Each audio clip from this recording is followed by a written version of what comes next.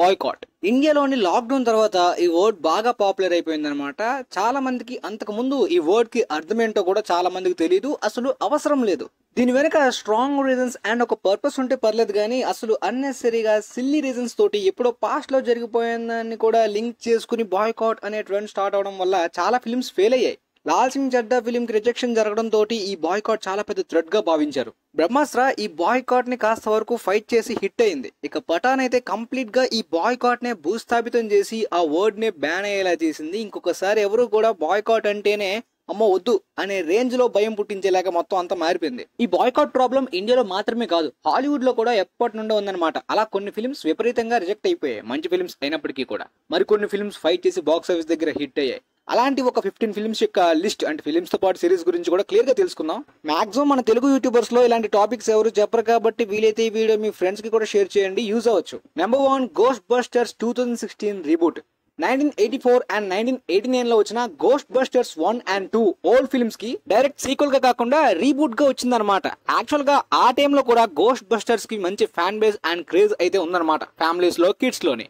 అయితే ఈ first trailer ఈ ఫిలిం కి సంబంధించి రాగానే లైక్స్ కన్నా డిస్లైక్స్ ఎక్కువ వచ్చాయి. ట్రైలర్ బాగున్నప్పటికీ దాని వెనక ఉన్న ముఖ్య కారణం ఏంటంటే ఆ ఒరిజినల్ ఫిలిమ్స్ లో ఉండే మేల్ క్యారెక్టర్స్ అన్నిటిని తీసేసి ఈ ఫీమేల్ ప్రాపగాండా ఫెమినిజాన్ని రుద్దడం ఏంటి, ఈ ఫీమేల్ క్యారెక్టర్స్ ఏంటి అని చెప్పి యాక్సెప్ట్ చేయలేదు. చాలా మంది విరుచుకుపడ్డారు. అసలు యూట్యూబ్ లోనే కాదు, రిలీజ్ కి ముందే ఈ నెగిటివ్ క్యాంపెయిన్ తర్వాత, రిలీజ్ అయిన తర్వాత విపరీతంగా రివ్యూ బాంబింగ్ జరిగింది. అంటే కంప్లీట్ నెగిటివ్ రివ్యూసే.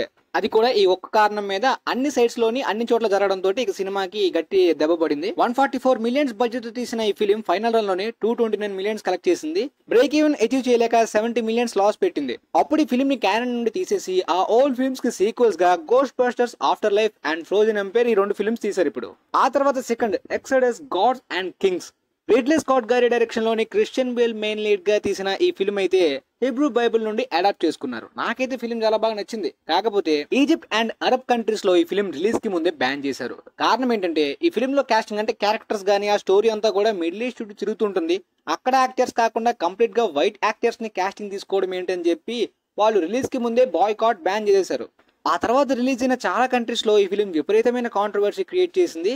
ఆ బిబ్లికల్ అడాప్టేషన్ అయితే మాత్రం చాలా వరకు రాంగ్, చాలా విషయాలు అయితే మాత్రం బోల్డ్ గా చూపించారు గాడ్ గురించి, అవి యాక్యురేట్ కాదు అని చెప్పి బాగా హర్ట్ అయిపోయారు. అంటే కొన్ని డిజాస్టర్స్, చాలా దారుణాలు జరుగుతున్నంత వరకు కూడా గాడ్ అంత ఫాస్ట్ గా రాడు అన్నట్టు చూపించారు. అవి రియల్ ఇన్సిడెంట్స్ కి సిమిలర్ గా ఉన్నప్పటికీ కూడా డైరెక్టర్ రిడ్లీ స్కాట్ గారు ఒక ఏథియిస్ట్ కాబట్టి వాళ్ళు అస్సలు యాక్సెప్ట్ చేయలేదు, బాగా హర్ట్ అయ్యారు. దాదాపుగా 160 మిలియన్స్ బడ్జెట్ తో తీసిన ఈ ఫిలిం ఫైనల్ రన్ లోని కేవలం 268 మిలియన్స్ మాత్రమే కలెక్ట్ చేసి పెద్ద డిజాస్టర్ అయింది. ఆ టైంలోని హాబిట్స్ థర్డ్ పార్ట్ కూడా రావడం కాంపిటీషన్ లోని పెద్దగా ఎఫెక్ట్ అయింది ఈ ఫిలిం బాక్స్ ఆఫీస్ దగ్గర. అంటే మెయిన్ హాలీవుడ్ ఆడియన్స్ ఫ్యామిలీస్ అందరూ హాబిట్స్ ఫిల్మ్స్ కి వెళ్ళిపోయారు. ఈ ఫిలిం తీసి టార్గెట్ చేద్దాం అనుకున్న కంట్రీస్ బ్యాన్ చేసి కూర్చున్నాయి. అలా అయిపోయాక తర్వాత కొంతమంది ఫిల్మ్ లవర్స్ కి నచ్చి ఆన్లైన్ లో ట్రెండ్ అయింది తప్పించి, నేనైతే నా ఇన్స్టా పేజ్ లో ఒకసారి సజెస్ట్ చేసినప్పుడు మన ఫాలోవర్ లో ఒక అతను చూసి చాలా బాగుంది, ఎందుకు ఫ్లాప్ అయింది బ్రో అని అడిగారు. అప్పుడు క్లియర్ గా చెప్పాను ఆయనకి. ఇక ఆ తర్వాత ఎండర్స్ గేమ్ 2013 లో వచ్చిన ఈ ఫిల్మ్ అయితే మాత్రం చాలా వరకు మంచి బజ్ ని క్రియేట్ చేసి బాక్స్ ఆఫీస్ దగ్గర హిట్ అవుతుంది అనే వైబ్ క్రియేట్ చేసింది అనమాట. విజువల్స్ పరంగా అంతా బాగానే ఉంటుంది. తర్వాత ఈ ఫిల్మ్ కి కల్ట్ ఫాలోయింగ్ కూడా వచ్చింది. బట్ థియేటర్స్ లోని దారుణంగా రిజెక్ట్ అయ్యి ఫ్లాప్ అవడానికి one of the biggest reason ఏంటంటే ప్రొడ్యూసర్ స్కాట్ కాట్ ఎల్జీబీటీ కమ్యూనిటీ మీద చెప్పిన కొన్ని బోల్డ్ స్టేట్మెంట్స్. ఆయనైతే వాళ్ళని సపోర్ట్ చేయను, నాకైతే అది కరెక్ట్ కాదు అన్నట్టు కొన్ని స్టేట్మెంట్స్ ఇవ్వడం. సో ఈయన యాంటీ గే ఇష్యూస్ అని చెప్పి మొత్తానికి చాలా పెద్ద కాంట్రవర్సీ నడిచిందనమాట. వామో ర్యాలీస్ కూడా జరిగే, న్యూస్ ఛానల్ పేపర్స్ లో కూడా పడింది. అప్పట్లో విపరీతమైన ఆన్లైన్ ఆఫ్లైన్ క్యాంపెయిన్ వల్ల చూద్దాం అనుకున్న వాళ్ళకి కూడా ఈ నెగిటివ్ ఇంప్రెషన్ బ్రెయిన్ వాష్ చేసేలాగా డైవర్ట్ అయిపోయారు. 115 మిలియన్స్ బడ్జెట్ తీసిన ఈ ఫిల్మ్ కేవలం 125 మిలియన్స్ కలెక్ట్ చేసి పెద్ద డిజాస్టర్ అయింది, చాలా పెద్ద లాస్ పెట్టింది. తర్వాత కొంత కల్ట్ ఇంపాక్ట్ వచ్చింది కొంతమంది ఒక సర్టెన్ ఆడియన్స్ ఫిల్మ్ లవర్స్ వల్ల. ఇక నెంబర్ 4, వాయిస్.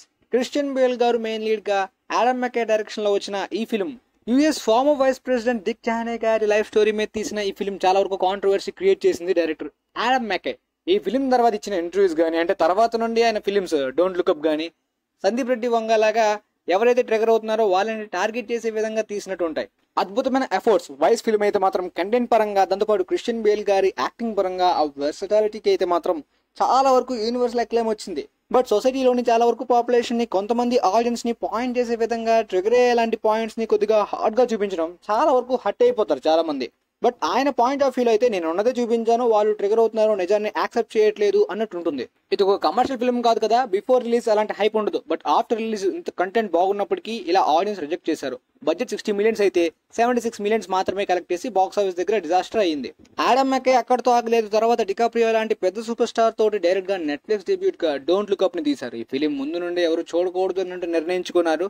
ట్రైలర్ టీజర్స్ అప్పుడే కొత్తగా కాంట్రవర్సీ క్రియేట్ అయింది. ఎందుకంటే చాలా మంది అమెరికన్స్ అయితే మాత్రం జోకర్స్ లాగా, అంటే వాళ్ళు ఎంత రెస్పాన్సిబిలిటీ లేనట్టు బిహేవ్ చేస్తున్నారు, సిల్లీగా ఉంటారు, అవన్నిటినీ కూడా సార్కాస్టిక్ గా బ్లాక్ కామెడీలోని హెవీగా చూపించారు. చాలా వరకు అందరూ ట్రిగర్ అయ్యేలాగా కావాలని టార్గెట్ చేసే విధంగా మరి కాస్త ఎక్కువగా చూపించిన ఫీలింగ్ కూడా వస్తుంది. ఈసారి క్రిటిక్స్ కూడా హెవీగా ట్రిగర్ అయిపోయారు, ముఖ్యంగా అమెరికన్స్. కానీ డికాప్రియో లాంటి పెద్ద స్టార్ ఒక డ్రామా ఫిల్మ్ అయినా ఓటీటీ ఫిల్మ్ అయినా ఈ ఫిల్మ్ కి 35 మిలియన్స్ లాంటి హెవీ శాలరీని తీసుకున్నారు. ఓవరాల్ గా క్యాష్ సాలరీస్ పక్కన పెట్టేసి బడ్జెట్ ఈ ఫిల్మ్ ఆల్మోస్ట్ 80-90 మిలియన్స్ వరకు పెట్టారనమాట. ఒక డ్రామా జానర్ ఫిల్మ్ నెట్ఫ్లిక్స్ లోని ఆల్ టైమ్ రికార్డ్స్ ని పెడుతుందని ఎవ్వరూ ఊహించలేదు. ఇంతవరకు అన్బీటబుల్ ఆల్ టైమ్ రికార్డ్స్ లోని Dwayne Johnson red notice and DiCaprio don't look up top లో ఉన్నాయి. రెడ్ నోటీస్ అంటే action commercial film, but don't look up only drama, కొంతమంది ఆడియన్స్ కి మాత్రమే. ఎనీవే బాయ్కాట్ అయితే ఆ నెగిటివ్ రివ్యూస్ ఏమీ కూడా ఈ ఫిల్మ్ కి పనిచేయలేదన్నమాట. నెట్ఫ్లిక్స్ కి కూడా అర్థమే ఉంటుంది డ్వేన్ జాన్సన్ డికాప్రియో లాంటి యాక్టర్స్ ని నెట్ఫ్లిక్స్ కి తీసుకోవడం ఎంత పెద్ద యూజ్ అయిందో అని. ఇక తర్వాత 2022లో రిలీజ్ అయిన ద ఉమెన్ కింగ్ ఈ ఫిలిం ట్రైలర్ టీజర్ చూస్తున్నప్పుడు ఒక విపరీతమైన గూస్ బంప్స్ అనమాట, పెద్ద ఇంపాక్ట్ క్రియేట్ చేస్తుంది. వయోలా డేవిస్ లాంటి ఒక లెజెండరీ యాక్టర్స్ ఈ ఫిలిం లో మెయిన్ లీడ్ గా కనిపించబోతున్నారు కాబట్టి. బట్ హిస్టరీని అడాప్ట్ చేసి తీసుకున్న ఈ ఫిలిం అనేది హిస్టరీలో చాలా విషయాలు ఇన్యాక్యురేట్ గా ప్రెజెంట్ చేశారు. ముఖ్యంగా బ్లాక్ పీపుల్స్ గురించి ప్రాపర్ గా చూపించలేదు అన్నట్టు బాయ్కాట్ ట్రెండ్ అయితే నడిచింది. లాంగ్ రన్ లో ఆ కాంట్రవర్సీ కొద్దిగా ఇంపాక్ట్ క్రియేట్ చేసింది అనమాట. ఫిలిం బ్రేక్ ఈవెన్ దగ్గర వరకు వచ్చి అవ్వలేకపోయింది. 50 మిలియన్స్ బడ్జెట్ తీసిన ఈ ఫిలిం ఫైనల్ రన్ లోని 97.6 మిలియన్స్ కలెక్ట్ చేసింది. ఆ తర్వాత ద ఫ్లాష్, మీరు విన్నది నిజమే, చాలా వరకు సూపర్ హీరో ఫాటిక్ వల్ల DCU రీబూట్ అనౌన్స్ చేయడం వల్లనే ఈ ఫిలిం కి అవుట్ రైట్ రిజెక్షన్ జరిగింది అని చెప్పి చాలా మంది అనుకుంటున్నారు. బట్ దాని వెనక స్ట్రాంగ్ రీజన్ అయితే ఒకడున్నాడు. ఇజ్రో మిల్లర్ చేసిన పెంట అంతా ఇంత కాదనమాట, కావాలని వెతుక్కుని మరి మొత్తం అంతా కూడా మేదేసుకునే రకం లాగా చాలా ఇన్సిడెంట్స్ అయితే మాత్రం దారుణంగా తయారయ్యాయి. అయినప్పటికీ ఫిలిం కి మంచి బజ్ క్రియేట్ అవుతున్నప్పటికీ కూడా ఫ్యాన్ స్క్రీనింగ్స్ కూడా ఒక విధంగా ఎఫెక్ట్ అయిందనమాట. చాలా మంది ముందుగా చూడాల్సిన వాళ్ళందరూ అప్పుడే చూసేశారు. కొన్ని కంప్లైంట్స్ గురించి విపరీతంగా స్టార్టింగ్ నుండి వస్తూ ఉన్నాయి. అండ్ రిలీజ్ అయిన తర్వాత బెన్ అఫ్లెక్ ని రిప్లేస్ చేసే విధానం చాలా మంది డిసప్పాయింట్ అయ్యారు. ఆ రెస్పాన్స్ కి ఇక ఆడియన్స్ కూడా చూడక్కర్లేదులే సినిమాని అన్నట్టు నిర్ణయించుకున్నారు. 220 మిలియన్స్ బడ్జెట్ తీసిన ఈ ఫిలిం 270 మిలియన్స్ కలెక్ట్ చేసి బిగ్గెస్ట్ డిజాస్టర్ లిస్ట్ లోకి చేరింది. దీని మించిన రికార్డ్ ద మార్వెల్స్ MC నుండి అంతకన్నా పెద్ద డిజాస్టర్ రికార్డ్ ని పెట్టింది. దాని వెనకట్ల బాయ్కాట్ లేదులేండి, ఫాటిక్ దాంతో పాటు అన్నెసరీ ప్రాజెక్ట్. ఇక ఆ తర్వాత ఫ్యూరియోసా ఏ మ్యాడ్ మ్యాక్స్ గా, మీరు విన్నది నిజమే. చాలా వరకు ఇన్స్టాలోని, ట్విట్టర్ లోని, యూట్యూబ్ లో చాలా కామెంట్స్ లో చూస్తున్నప్పుడు ఎందుకు ఈ feminism film, mad max film అంటే మ్యాక్స్ క్యారెక్టర్ లేకుండా ఈ ఫిలిం ఏంటి, అవసరం లేదు ఈ ఆర్జిన్ అన్నట్టు ఎప్పటి నుండో జరిగిందనమాట. బట్ ఇది కేవలం ఆన్లైన్ వరకే. ఈ రోజుల్లో అలాంటి ప్రభావం ఆఫ్లైన్ లో ఉండదులే అని లైట్ తీసుకున్నాను. బట్ గట్టి ఇంపాక్ట్ అయితే మాత్రం ఆఫ్లైన్ బాక్స్ ఆఫీస్ దగ్గర కూడా కనిపించింది ఫిలిం కి. ఈవెన్ ఫ్యూరీ రోడ్ టైంలో కూడా ఇలాంటి జరిగింది గైస్. అసలు మ్యాక్స్ ని సైడ్ చేయడం, ఫ్యూరియోసాని మెయిన్ లీడ్ గా ఎలివేషన్స్ ఇవ్వడం ఏంటని చాలా మంది డిసప్పాయింట్ అయినప్పటికీ కూడా చార్లెస్ థీరన్ చాలా వరకు క్రౌడ్ పుల్లింగ్ ని కొద్దిగా వర్క్ అయింది. ఈసారి అలాంటి క్రౌడ్ పుల్లర్స్ లేరు. అవును, మీరు విన్నది నిజమే. CVM లో యాక్ట్ చేసిన క్రిస్ హెమ్స్వర్త్ లాంటి యాక్టర్స్ నార్మల్ ఫిలిమ్స్ లో పుల్ చేయలేరు. Anya Taylor Joy just starting stage లో ఉంది ఇంకా. Just like Ghostbusters female film లాగా అన్నెసరీ ఫెమినిజం ప్రొపగండా అన్నట్టు చూడకుండానే రిజెక్ట్ చేశారు. క్రిటికల్ అక్లైమ్డ్ రివ్యూస్ వచ్చినా కూడా యూజ్ కాలేదు. గ్లోబల్ ఓపెనింగ్ వీకెండ్ 80 మిలియన్స్ దాటి ఉండొచ్చు R రేటెడ్ లో అనుకున్నప్పటికీ కేవలం 64 మిలియన్స్ దగ్గరలోనే, అంటే 3 days అయితే 58 millions, memorial day weekend 4th day కలుపుకుని 65 మిలియన్స్ వరకు కలెక్ట్ చేసింది అనమాట. ఆ విధంగా ఓపెనింగ్ వీకెండ్ లోని ఫాల్ గై ఫిల్మ్ కన్నా తక్కువ. ఇదంటే మ్యాడ్ మ్యాక్స్ ఫ్రాంచైజ్ కి ఫ్యాన్ బేస్ ఉన్నారు. ఫాల్ గై నాన్ సీక్వెల్ అయినప్పటికీ బాగానే పుల్ చేసింది. ఒకవేళ మేలో ఈ కాంపిటీషన్ లేకపోయింటే ర్యాన్ గోస్లింగ్ ఫాల్ గై బాగా కలెక్షన్స్ వచ్చుండేవి. బాగా కాంపిటీషన్ ఎక్కువైపోయాయి. ఫ్యూరియోసా ముందు నుండే బ్రేక్ ఇన్ కష్టంలే అనుకున్నప్పటికీ సరే ఇలాంటి రిజెక్షన్ బాయ్కాట్ జరిగితే మరి ఇంకెవరు కూడా కాపాడలేరు. ఇక ఈ మేలో యునానిమస్ గా విన్ అయిందంటే only ఏప్సే.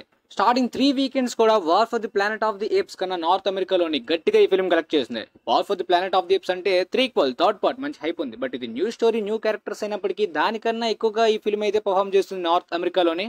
Kingdom of the planet of the apes ఇప్పటిదాకా వరల్డ్ వైడ్ గా 300 మిలియన్స్ వరకు కలెక్ట్ చేసింది. ఇంకొక 40-50 మిలియన్స్ వస్తే బ్రేక్ ఇన్ కంప్లీట్ చేసుకుంటుంది. ఈ మే క్లాష్ లాంటి కాంపిటీషన్స్ లేకపోయింది ఈ ఫిల్మ్ ఇంకా ఎక్కువ కలెక్షన్స్ వచ్చి ఉండేవేమో. ఈ న్యూ ఫిల్మ్స్ విపరీతమైన క్లాషెస్ వల్ల ఫాల్ గై ఫిల్మ్ స్క్రీన్స్ కూడా తీసేయడం తోటి ఈ ఫిల్మ్ ఇప్పటిదాకా 146 మిలియన్స్ మాత్రమే కలెక్ట్ చేసింది. వీడియో ఆన్ డిమాండ్ కి కూడా చాలా ఫాస్ట్ గా వచ్చేయడం కూడా ఒక మైనస్ పాయింట్ ఈ ఫిల్మ్ కి ఎక్స్టెండెడ్ కట్ తో వచ్చేసింది. ఇక దీనికన్నా ఈ ఫిల్మ్ ఫ్యామిలీ ఫిల్మ్ అయినప్పటికీ కూడా అస్సలు క్రౌడ్ పుల్ అవ్వట్లేదు. రాయన్ రెనాల్డ్స్ కి రాయన్ గోస్లింగ్ కి ఈ రెండు ఫిల్మ్స్ కూడా టైర్ 1 వరకు తీసుకువెళ్లేలాంటి పొటెన్షియల్ ఉన్నవి. బట్ మే క్లాష్ వల్ల ఏంటో గానీ అస్సలు వెళ్ళట్లేదు, రిజెక్షన్ జరుగుతుంది. కేవలం 103 మిలియన్స్ కలెక్ట్ చేసింది ఈ ఫిల్మ్ కూడా. నార్త్ అమెరికా రిలీజ్ అయిన తర్వాత గార్ఫీల్డ్ మూవీ అయితే మాత్రం మెమోరియల్ డే వీకెండ్ లో చాలా మంది ఫ్యామిలీస్ ని పుల్ చేస్తుంది అనుకున్నప్పటికీ కూడా పెద్దగా ఏం లేదు. బట్ ఆ రిమైనింగ్ ఫిల్మ్స్ తో కంపేర్ చేసి ఇది లో బడ్జెట్ కాబట్టి బ్రేక్ ఈవెన్ అయిపోవచ్చు. ఇప్పటిదాకా 97.6 మిలియన్స్ మాత్రమే కలెక్ట్ చేసింది. మే సమ్మర్ బాగా ఇబ్బందులు చూస్తుంది. ఒక్క ఏప్స్ ఫిల్మే హ్యాపీగా హిట్ అయింది మేలోని. ఇక తర్వాత ఈ బాయ్కాట్ ట్రెండ్ లోని ట్రోపిక్ థండర్ ఫిల్మ్ కూడా విపరీతంగా బాయ్కాట్ ట్రెండ్ ని ఎక్కువగా చూసింది. దానికి మెయిన్ రీజన్ ఏంటంటే ఆర్డీజే గారి కాస్టింగ్. ఈ రోల్ లో ఒక బ్లాక్ యాక్టర్ ని తీసుకోవాల్సింది కదా, ఈయన ఎందుకు ఈ విధంగా చూపించడం, అంటే మీరు మమ్మల్ని ఇన్సల్ట్ చేస్తున్నారా, మా యాక్టర్స్ లేరా అన్నట్టు చాలా పెద్ద క్యాంపెయిన్ జరిగింది. బట్ చాలా వరకు ఈ ఫిల్మ్ బ్లాక్ కామెడీగా ప్రపంచవ్యాప్తంగా ట్రెండ్ అయింది, బాగా యూజ్ అయింది, దాంతోపాటు సక్సెస్ కూడా చూసింది. 92 మిలియన్స్ తీసిన ఈ ఫిల్మ్ ప్రపంచవ్యాప్తంగా 196 మిలియన్స్ వరకు కలెక్ట్ చేసి బ్లాక్ బస్టర్ అయ్యి బాయ్కాట్ ని మొత్తాన్ని ఎదుర్కొని హిట్ అయింది ఫిల్మ్. ఆ తర్వాత 1988 The Last Temptation of Christ, William Dafoe గారు జీసస్ గా యాక్ట్ చేసిన ఈ ఫిల్మ్ మార్టిన్ స్కోర్సెస్ లాంటి లెజెండరీ డైరెక్టర్ డైరెక్ట్ చేశారు. బట్ ఈ ఫిల్మ్ కి క్రిస్టియన్స్ లో చాలా మందిలో ఎక్కువ కాంట్రవర్సీ క్రియేట్ చేసింది. కొన్ని బోల్డ్ ఎలిమెంట్స్ ని సెక్షువల్ యాక్టివిటీస్ లోని జీసస్ ఇన్వాల్వ్ అయినట్టు ఆ స్టోరీని కొద్దిగా చెప్పే టైంలో చాలా మంది ట్రిగర్ అవుతారు, ఖచ్చితంగా ట్రిగర్ అవుతారు. పెద్ద కాంట్రవర్సీ క్రియేట్ అయినప్పటికీ కూడా ఈ ఫిలిం బాక్స్ ఆఫీస్ దగ్గర హిట్ అయింది. స్కోర్సెసీ గారికి బెస్ట్ డైరెక్షన్ కేటగిరీలోని ఆస్కార్ నామినేషన్ కూడా దక్కింది. 7 మిలియన్స్ బడ్జెట్ లో తీసిన ఈ ఫిలిం 34 మిలియన్స్ కలెక్ట్ చేసి బాక్స్ ఆఫీస్ దగ్గర కూడా బాగా హిట్ అయింది. 1988 టైంలో కాబట్టి ఇది ఎక్కువే, మంచి సక్సెస్. అయితే ఇక రీసెంట్ టైమ్స్ లో రిలీజ్ అయిన ఫిల్మ్స్ లోని సౌండ్ ఆఫ్ ఫ్రీడమ్ అనే ఫిల్మ్ అయితే మాత్రం రిలీజ్ కి ముందు ఈ సెక్స్ ట్రాఫికింగ్ గురించి కొద్దిగా మిస్లీడ్ చేసే లాంటి కాంట్రవర్షియల్ పాయింట్స్ అంతా కూడా ఇన్యాక్యురేట్ గా ఉండబోతున్నట్టు బాయ్కాట్ ఎఫెక్ట్ అయితే ట్రెండ్ ఎక్కువగా నడిచిందనమాట. నేనేమనుకున్నాను, మోస్ట్లీ దీన్ని ట్రిగర్ చేసేది పీడోస్ కి, వాళ్ళేనా ఏంటో అనుకున్నాను. కానీ తర్వాత చాలా మంది మిస్లీడ్ కాంట్రవర్సీ అనుకున్నప్పటికీ ఫిల్మ్ లోని చాలా ఎలిమెంట్స్ ని బోల్డ్ గా రియాలిటీని అద్భుతంగా చూపించారు. నాకైతే ఆ ఇయర్ లో one of the best films లా అనిపించింది లాస్ట్ ఇయర్ లో. అలానే ఆడియన్స్ స్కోర్ గానీ వర్డ్ ఆఫ్ మౌత్ గానీ హెవీగా స్ప్రెడ్ అయ్యి ఈ ఫిల్మ్ స్లీపర్ హిట్ గా, అంటే స్లోగా బాక్స్ ఆఫీస్ దగ్గర గట్టి హిట్, పెద్ద హిట్ అయిందనమాట ఈ జానరాని కన్సిడర్ చేసుకుంటే. కేవలం 15 మిలియన్స్ బడ్జెట్ లో తీసిన ఈ ఫిల్మ్ 251 మిలియన్స్ వరకు కలెక్ట్ చేసింది. బాయ్కాట్ ట్రెండ్ వల్ల ఇంకాస్త పాపులారిటీ పెరిగింది ఫిల్మ్ కి. ఆ తర్వాత రాన్ హావర్డ్ గారి డైరెక్షన్ లోని టామ్ హ్యాంక్స్ మెయిన్ లీడ్ గా ద డా విన్సీ కోడ్ అనే ఒక నవల్ బేస్డ్ ఫిల్మ్ అయితే మాత్రం హిస్టరీ మొత్తాన్ని ఇన్యాక్యురేట్ గా ప్రజెంట్ చేయబోతున్నట్టు చాలా మంది క్రిస్టియన్స్ అండ్ చర్చ్ మొత్తం గ్రూప్స్ గా ఫామ్ అయ్యి ప్రొటెస్టులు చేశారు, ఫిల్మ్ ని బ్యాన్ చేయాలి, బాయ్కాట్ చేయాలని. ఈవెన్ క్రిటిక్స్ కూడా దీనికి నెగిటివ్ రివ్యూస్ ఇచ్చారనమాట. మొత్తం అంతా కూడా సోర్స్ మెటీరియల్ ఇన్యాక్యురేట్, దాన్ని కూడా బ్యాన్ చేసే విధంగా కొంతమంది ట్రిగర్ అయ్యేలాంటి ఎలిమెంట్స్ కూడా కాంట్రవర్సీ క్రియేట్ అయింది అప్పట్లో 2006 టైంలో. బట్ 125 మిలియన్స్ బడ్జెట్ తీసిన ఫిలిం 760 మిలియన్స్ కలెక్ట్ చేసింది. అలాంటి నెగిటివ్ రివ్యూస్ అంతా బాయ్కాట్ ఇంపాక్ట్ తోటి ఆ ఇయర్ లో సెకండ్ హైయెస్ట్ గ్రాసర్ గా నిలిచింది. రిలీజియస్ ఎలిమెంట్స్ ని, సెంటిమెంట్స్ ని హర్ట్ చేస్తున్నారని ఫీలింగ్ తో కాదు కానీ తర్వాత 2 సీక్వెల్స్ వచ్చాయి ఈ ఫిల్మ్ కి, అవి కూడా పెద్ద హిట్ అయిపోయాయి. ఆ తర్వాత లార్డ్ ఆఫ్ ది రింగ్స్ ట్రయాలజీకి పాప్ కల్చర్ గా చాలా పెద్ద కల్ట్ ఫ్యాన్ బేస్ ఉందన్నమాట. దానికి వస్తున్న ఈ సిరీస్ అనేది చాలా వరకు సోర్స్ మెటీరియల్ ని మార్చేసే విధంగా, అంటే క్యానన్ లేని ఈవెంట్స్ ని, ఆర్క్స్ యొక్క రేసిజం ప్రెజెంటేషన్, ఇదంతా కూడా చాలా మంది రిలీజ్ కి ముందే ట్రైలర్ చాలా వరకు మోస్ట్ డిస్లైక్డ్ ట్రైలర్స్ లిస్ట్ లోకి చేరిపోయింది అనమాట. అంత విపరీతమైన బాయ్కాట్ ఇంపాక్ట్ ఈ సిరీస్ ఎదుర్కొంటుందా లేదా అనుకున్నారు చాలా మంది, వర్క్ అవ్వదు అనుకున్నారు. బట్ అమెజాన్ ప్రైమ్ యొక్క స్ట్రీమింగ్ వ్యూస్ లోని ఆల్ టైమ్ రికార్డ్ పెట్టింది. ఇప్పటి వరకు బీట్ చేయలేదు ఇంకొక సిరీస్ అయితే మాత్రం. దాన్ని మ్యాచ్ చేయడం కూడా కష్టమా అన్నట్టుందన్నమాట. ఇప్పుడు మళ్ళీ సీజన్ 2 కూడా వస్తుంది. బట్ పర్సనల్లీ ఆ ఓల్డ్ ట్రయాలజీ రేంజ్ అయితే మాత్రం అసలు ఇది మ్యాచ్ చేయలేదు గైస్. చాలా వరకు ఇన్యాక్యురేట్ ప్రెజెంటేషన్ కూడా ఫ్యాన్ గా నాకు కూడా కొద్దిగా ఇబ్బందిగా అనిపించినప్పటికీ బాయ్కాట్ అయితే అస్సలు వర్క్ అవ్వలేదు. మరి సీజన్ 2 మీద ఏ విధంగా వర్క్ అవుతుందో చూద్దాం. ఎనీవే, ఇలా హాలీవుడ్ లో చాలా సార్లు వర్క్ అయ్యి విపరీతంగా వాష్ అవుట్ అయిపోయిన ఫిల్మ్స్ ఉంటాయి. దాంతోపాటు బాయ్కాట్ ని దాటేసి పెద్ద హిట్స్ అయిన ఫిల్మ్స్ కూడా ఉంటాయి అనమాట. ఇవి ఎప్పటి నుండి కాదు, 80s 90s నుండి కూడా జరిగే చాలా ఫిల్మ్స్ కి. బట్ నేను చెప్పిన లిస్ట్ మోస్ట్లీ మెయిన్ అనమాట, మీకు కొద్దిగా ఇంపాక్ట్ ఇచ్చేలాగా, బాగా కనెక్ట్ అయ్యే విధంగా, మోస్ట్లీ చాలా వరకు తెలిసేలాగా చేస్తాయి హాలీవుడ్ గురించి, బాయ్కాట్, రిలీజియస్ ఇంపాక్ట్ గురించి, కాంట్రవర్సీ గురించి. బట్ ఫ్యూరియోసా విషయంలో జరుగుతున్న బాయ్కాట్ ఒక రెడ్ ఫ్లేవర్ లాంటి మూమెంట్. అసలు ఏంటి, ఫీమేల్ లీడ్ ఉంటే బాయ్కాట్ ఏంటి, ఫెమినిజం ఏంటి, ఆ సినిమాలో అలాంటి ఫీలింగ్ ఏమీ నాకు రాలేదు. అలాంటి ఫిలిం థియేటర్స్ లో మిస్ అయితే చాలా మంచి ఎంటర్టైన్మెంట్ వాళ్ళే మిస్ అవుతారు. అలాంటివి బాగా రేర్ గా వస్తుంటే, బట్ వాళ్ళ పాయింట్ ఆఫ్ వ్యూ ఏంటి, హీరో అంటే ఓన్లీ మేల్ క్యారెక్టరే ఉండాలి, ఫీమేల్ సైడ్ గా ఉండాలి అనే పాయింట్ ఆఫ్ వ్యూ చాలా చీప్ అనమాట. కొన్ని స్టోరీస్ లో ఫీమేల్స్ కూడా ఎక్కువగా డామినేట్ చేసే విధంగా ఉంటాయి. అది మన రిలీజియస్ లోని, గాడ్స్ లోని, మిత్స్ లోని, కల్చర్స్ లోని చాలా చోట్ల ఉంటుంది. ఎనీవే అండి, అది వాళ్ళ ఒపీనియన్, వాళ్ళ కర్మ అనుకోవాలి. మీకైతే క్లారిటీగా వీడియో అంతా కూడా అర్థమైంది అనుకుంటా ఈ ఫిల్మ్స్ గురించి. వీలైతే ఈ వీడియో మీ ఫ్రెండ్స్ లో కూడా షేర్ చేస్తే వాళ్ళకి కూడా యూజ్ అవ్వచ్చు. And thanks for watching guys.